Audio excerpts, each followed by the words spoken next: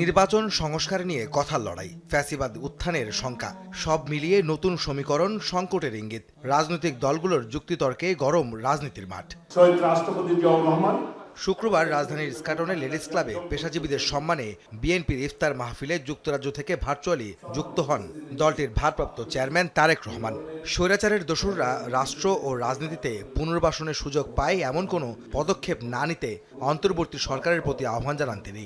সরকারের এমন কোনো পদক্ষেপ নেওয়া উচিত হবে না যাতে রাষ্ট্র এবং রাজনীতিতে পলাতক স্বৈরাচারের দোসররা পুনর্বাসিত হওয়ার সুযোগ পায়।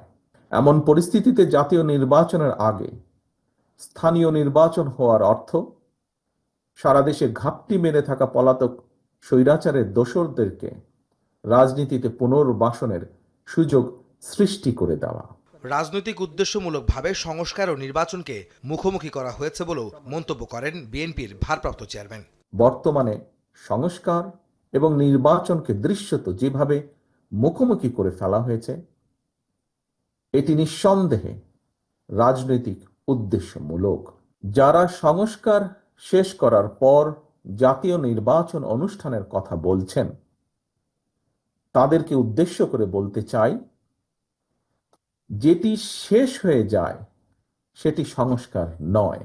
একই অনুষ্ঠানে বিএনপি মহাসচিব মির্জা ফখরুল ইসলাম আলমগীর দাবি করেন, দেশের চলমান সংকট নিরসনে একমাত্র পথ নির্বাচন। শুধুমাত্র